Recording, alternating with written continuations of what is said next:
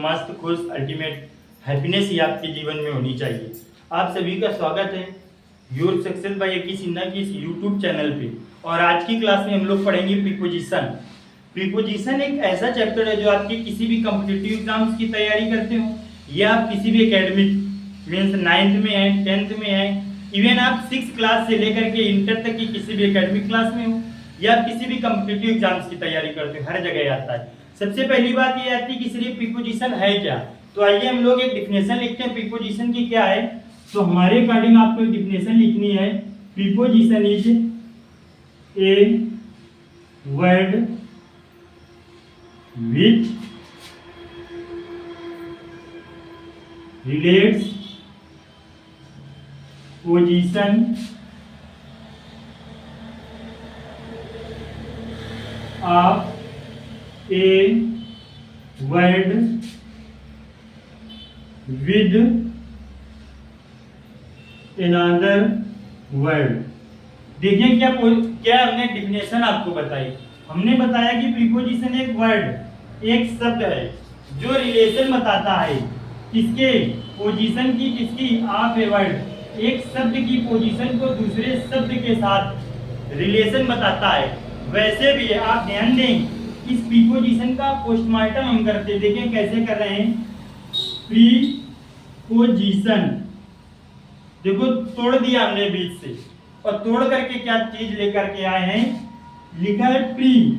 आप लोग एग्जाम देते हैं तो दो प्रकार के जब एग्जाम होते हैं तो प्री एकेडमिक वाले स्टूडेंट्स हमारे कहते हैं सर प्री बोर्ड, बोर्ड के जो पहले होगा वही तो यहाँ लिखा है। पोजीशन, पोजीशन के जो पहले होगा वही बात तो यहाँ लिखी गई कि वे शब्द, प्रीपोजिशन वह शब्द है जो रिश्ता बताएगा किसी की पोजीशन की, एक शब्द के साथ दूसरे शब्द के साथ कौन सी पोजीशन है, उस रिश्ते को जो शब्द बताएंगे, जो संबंध बताएंगे, उन्हीं को ही तो हम प्रीपोजिशन कहेंगे। अब बात ये आती है कि इनके यूजेस क्या क्या हैं। सबसे पहले तर्क आते हैं कि प्रीपोजिशन के यूजेस क्या हैं। तो मेरे प्यारे भाई ध्यान देंगे, प्रीपोजिशन के यूजेस होते हैं वर्ब के साथ। प्रीपोजिशन यूज होता है as a noun, preposition use होता है एज अ प्रोनाउन, बट जब प्रोनाउन में यूज होता है तो ऑब्जेक्ट बनता है। इसके बाद प्रीपोजिशन यूज होते हैं वर्ब के साथ। वर्ब के साथ अगर हम प्रीपोजिशन मिला दें तो इस बात को हम लोग क्या कहने लगते हैं, फ्रेजल वर्ब। इस प्रकार के और भी कंसेप्ट है, लेकिन अभी आपको एकेडमिक में ये चीज नहीं पढ़ना है। आपको जो एकेडमिक में बात पढ़नी है वो ये है कि जैसे हमने ये डिब्बा बनाया, ये हमने डिब्बा बनाया ठीक, और हमने कहा कि कोई चीज इसके अंदर है तो हम क्या यूज करेंगे इन, लेकिन कोई चीज यहाँ पर फिक्स है, यहाँ क्या आएगा, एट आएगा। तो क्या इसमें डिफरेंस है कि अगर इसके अंदर है तो इन, अगर यहाँ इस पॉइंट पर है तो एट है, क्या डिफरेंस है। तो इन डिफरेंस को जानने के लिए हम लोग आज की क्लास में पढ़ने वाली है, इसलिए आप लोग क्लास के अंत तक बने रहें। और जो हम शॉर्टकट देंगे, जो कंसेप्ट देंगे, शायद आपने इसके पहले वो कंसेप्ट वो शॉर्टकट ना जाने हो, इसलिए क्लास के अंत तक जरूर बने रहें सभी बच्चे। ध्यान दें आगे।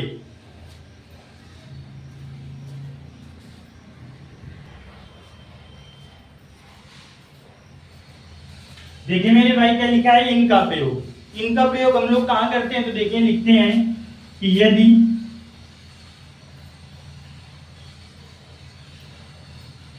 कोई वस्तु किसी वस्तु के अंदर व स्थिर अवस्था में हो तो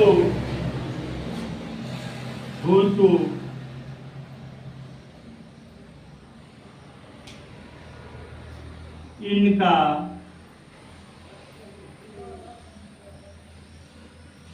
प्रयोग करते हैं।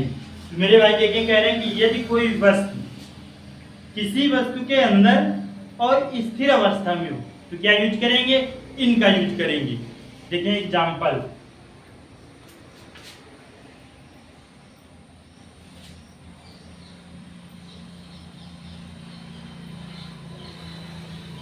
तालाब में पानी है। आप कह रहे हैं तालाब में पानी है, तो आप सभी मेरे प्यारे भाई बताएंगे अगर तालाब में पानी है तो पानी तालाब के अंदर होगा और स्थिर होगा, या सर नो? तो आप कहेंगे जी सर स्थिर होगा। तो क्या लिखेंगे? There is water in the pond. There is water in the pond, देखो आया। लेकिन अगर आपके मन में चल रही सर अगर हम ये कह दें तालाब में मछलियां हैं या मछलियां तैर रही है या बच्चे मैदान में खेल रहे हैं, तब आप क्या करोगे? इसके लिए भी तर्क है अपने।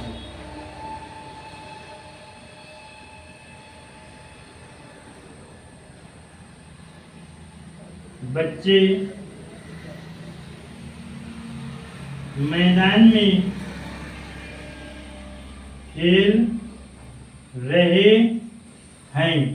अब ध्यान देंगे यहाँ पर जो हमने आपको बात बताई अभी वो अधूरी थी, अब इस बात को पूरी करने के लिए हम आपके सामने हैं।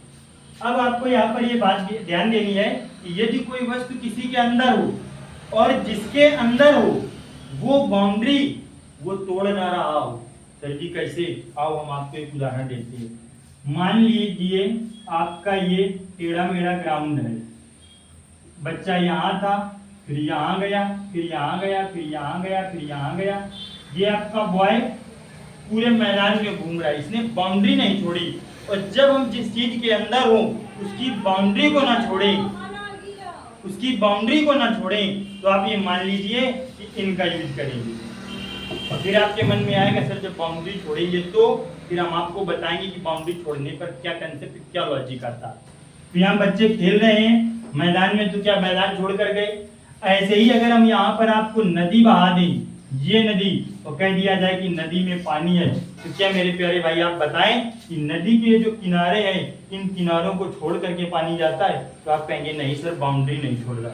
और जब तक बाउंड्री नहीं छोड़ रहा अपनी उस घेरे में है, अपने उस सराउंडिंग सर्कल पे है, वो सर्कल हो रेक्टेंगल हो ट्रायंगल छोड़ो, बाउंड्री जिसके अंदर है नहीं छोड़ेगा तो इन आएगा। चाहे मैदान में बच्चे दौड़ रहे हो खेल रहे हो, मैं कक्षा में टहल रहा हूँ, इसमें भी लिखेंगे। चाहे मछलियां तालाब में तैर रही हो, इसमें भी लिखेंगे। तो आप क्या लिखेंगे? बच्चे मैदान में खेल रहे हैं, क्या बनाओगे? द चिल्ड्रेन आर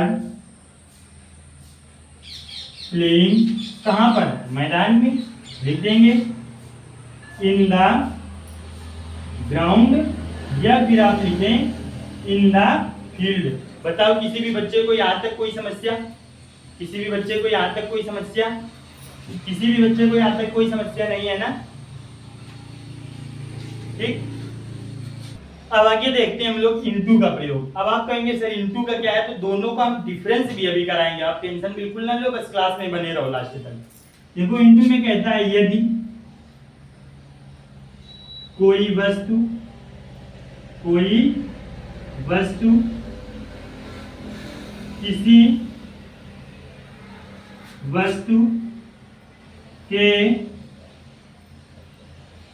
अंदर व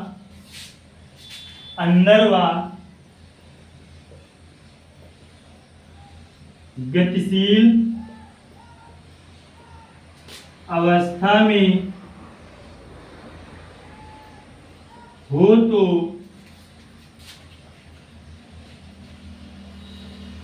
इनटू का प्रयोग करते हैं। यदि कोई वस्तु किसी वस्तु के अंदर व गतिशील अवस्था में तो इनटू का प्रयोग करते हैं। लेकिन इसके साथ जो कंसेप्ट हम आपको दे रहे हैं बोल लो, पहले इसके एग्जांपल देखते हैं फिर दोनों के डिफरेंस में कंसेप्ट दे देते हैं। चलो पहले एग्जांपल देख लें। अब जैसे हमने एग्जांपल इसका लिया, वह नदी में कूदा। अब बताओ वह नदी में कूदा, मान लो थोड़ी देर के लिए मेरे प्यारे भाई, ये हमने बना लिया आपके लिए नदी, क्या नदी बनाया सर जी, और वह ये कूदा। और जब बताओ नदी में कूदेगा तो ये जब नदी में जाएगा तो इसके अंदर जा रहा है, सर जी बहुत बढ़िया, और साथ साथ गति के साथ जा रहा है, सर जी ये भी बढ़िया। और जो कंसेप्ट हमने आपको बताया था कि बाउंड्री चेंज होगी, बाउंड्री बदले, टूटे तो बताओ जब नदी में जाएगा तो इसकी बाउंड्री तोड़ रहा है कि नहीं, यस सर नो। तब हम लोग क्या यूज करेंगे, इनटू का। तो आप बताएं क्या होगा, वह नदी में कूदा, तो वह के लिए ही, कूदा पास्ट इंडेफिनिट वर्ब की सेकंड फॉर्म क्या लाओगे, जंप्ड, में के लिए इनटू नदी में द रिवर। बताओ किसी भी बच्चे को यहां तक कोई समस्या। अब हम आपको जो इसमें इन और इनटू में फर्क बताने जा रहे हैं वो देखें क्या फर्क है। इन vs इनटू, भाई साहब मौज काटती सर, इन वर्सेस इनटू कोई टेंशन नहीं लेना, देखना क्या शॉर्टकट तरीका हम आपके लिए लेकर आएंगे।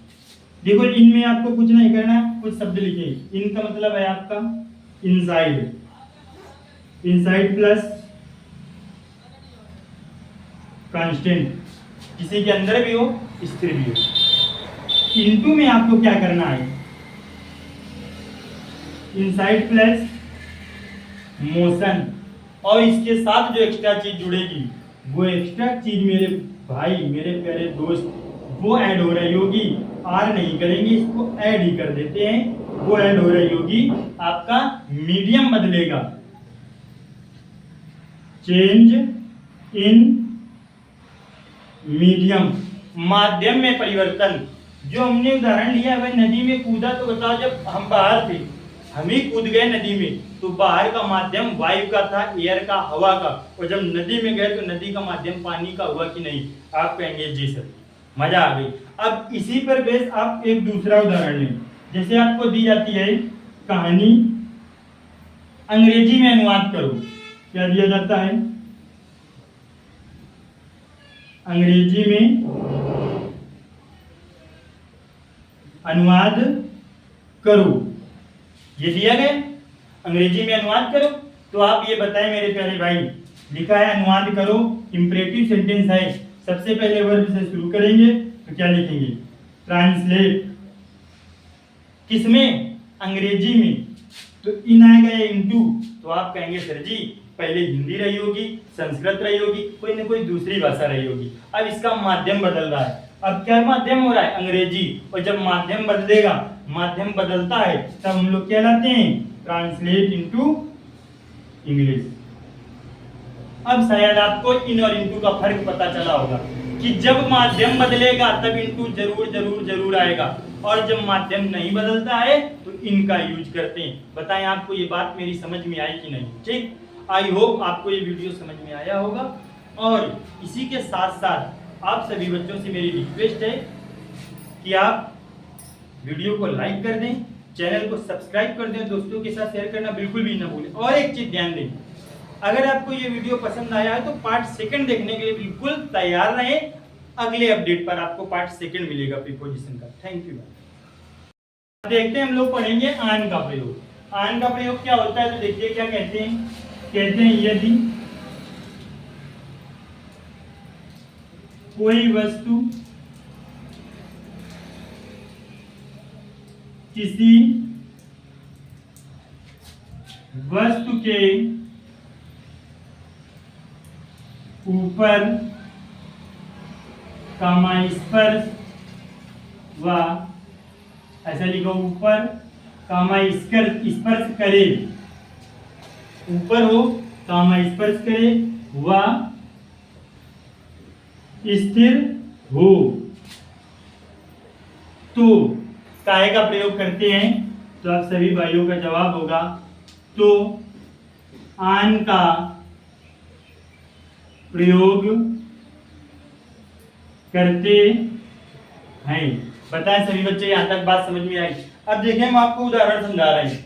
उदाहरण के लिए हम आपको समझाएं तो जैसे हमने कह दिया, मान लो ये किताब है, थोड़ी देर के लिए ले मान लो कि ये हमारे पास एक पेज है, तो हमने कह दिया कि ये किताब, हाथ है, मेज ले लेते, तो हमने कहा ये किताब मेज पर है, ये हाथ की जगह आप मेज मान लीजिए, या हम कहते हैं हाथ पर है, किताब हाथ पर है।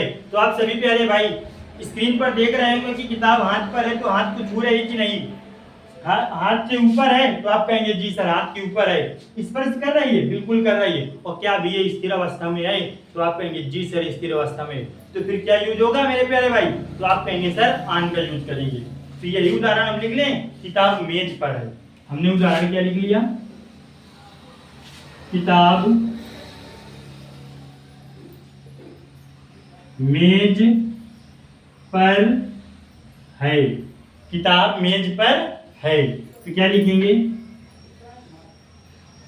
The book is on the table. बताओ यहां तक किसी भी बच्चे को कोई समस्या?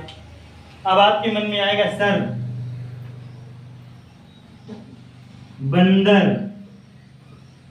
छत पर दौड़ रहे हैं। अब तो सर जी यहाँ स्थिर नहीं है, देखो कैसे नहीं स्थिर है। बंदर के लिए द मंकी दौड़ रहे हैं बहुवचन, आर रनिंग कहां पर, छत पर। जिस प्रकार अभी हमने आपको एक बात बताई थी इनके प्रयोग में कि हम लोग बाउंड्री के बाहर नहीं जाएंगे तो इनका यूज रहेगा, चाहे एक जगह रहे या उसमें पूरे बाउंड्री के अंदर टहले। इसी प्रकार अगर यहाँ पर ये छत है, मान लो सपोज दैट आपको स्क्रीन में दिख रहा होगा कि सर जी का ये मार्कर ये बंदर है थोड़ी देर के लिए, और ये छत है, ये बंदर यहाँ है यहाँ है यहाँ है यहाँ है, तो क्या ये सरफेस अपनी चेंज कर रहा है? तो आप सबका जवाब होगा सर सरफेस नहीं बदल रहा है। और जब ये सरफेस नहीं बदल रहा है तो इसका भी तो माध्यम नहीं बदल रहा, और जब माध्यम नहीं बदल रहा है तो यहाँ पर भी आन का उपयोग होगा। तो क्या लिखेंगे, the monkeys are running on the roof. बताओ सभी बच्चों को ये बात समझ में आई कि नहीं? आप सभी बच्चों बताओ ये बात समझ में आई कि नहीं, यस और नो? ठीक, अब हम लोग चलते हैं इसके आगे अपान का प्रयोग पढ़ेंगे। इसके आगे क्या पढ़ेंगे, अपान का प्रयोग पढ़ेंगे। आगे देखें हम लोग पढ़ेंगे अपान का प्रयोग प्यारे बच्चे। तो अपान में क्या होता है, कुछ नहीं, जैसे आन इन और इनटू पढ़े थे वैसे आन अपान में चेंजमेंट है। इसमें देखें क्या कहते हैं, कहते हैं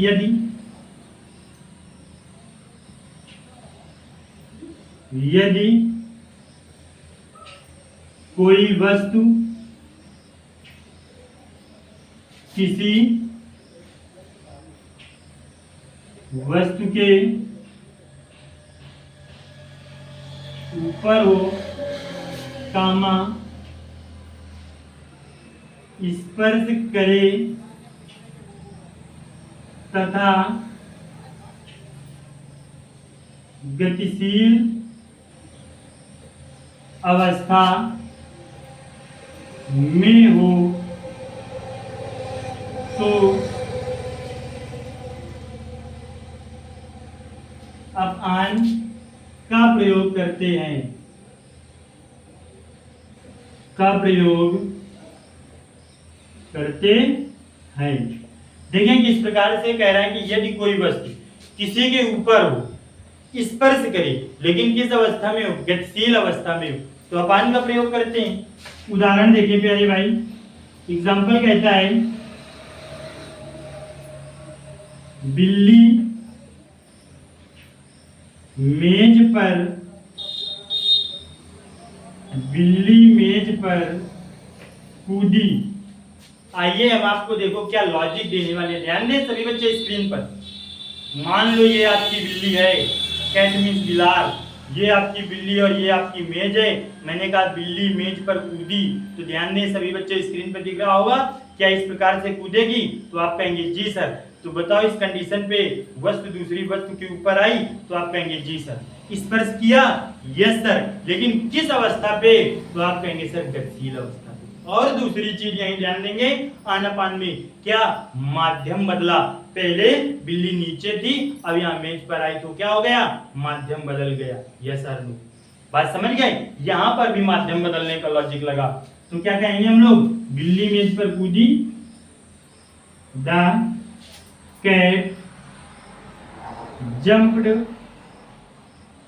अपॉन द टेबल। बताओ ये बात समझ में आई कि नहीं? ठीक, अब आपने अगर ये सोचा कि सर जी एक क्वेश्चन हमारे मन में आ रहा है, बंदर वाला जो था चेंज कर ले, बंदर उछला, बच्चे खेले टहले, लेकिन जब माध्यम बदलेगा, जैसे हमने ये कहा बंदर पेड़ पर कूदा या बंदर छत पर कूदा, तो कहीं दूसरी जगह से आया होगा ना, तो माध्यम बदला बेटा। और जब माध्यम बदला मेरे भाई, क्या कहेंगे? द मंकी कूदा, जंप्ड, कहां पर? पेड़ पर। तो क्या आएगा? Upon the tree. बताएं आप लोगों को ये बात समझ में आई कि नहीं? तो आज के इस वीडियो लेक्चर में हम लोगों ने 4 प्रीपोजिशन पढ़े। पहला पढ़ा इन का प्रयोग, दूसरा पढ़ा इनटू का प्रयोग, जिसकी दोनों की हिंदी होती में या अंदर। फिर हम लोगों ने पढ़ा आन का प्रयोग और अपान का प्रयोग, जिसमें भी दोनों की हिंदी होती पर या ऊपर। तो आप सभी बच्चों को ये चारों यूज समझ में आए होंगे, ये मेरी आशा है, ये मेरी उम्मीद है। अगर आप सभी को ये वीडियो पसंद आया है तो वीडियो को लाइक जरूर करें, और इस प्रकार के कंटेंट को पाने के लिए, अपडेट रहने के लिए चैनल को सब्सक्राइब करना बिल्कुल भी ना भूलें, और साथ ही अपने दोस्तों को भी बताएं और उनको शेयर भी करें। ठीक, और नेक्स्ट पार्ट देखने के लिए बिल्कुल तैयार रहें। इसी लॉजिक, इसी कंसेप्ट के तहत हम आपके सारे प्रीपोजिशन के जो कंफ्यूजन है, जो समस्याएं हैं, खत्म करने वाले हैं। Thank you.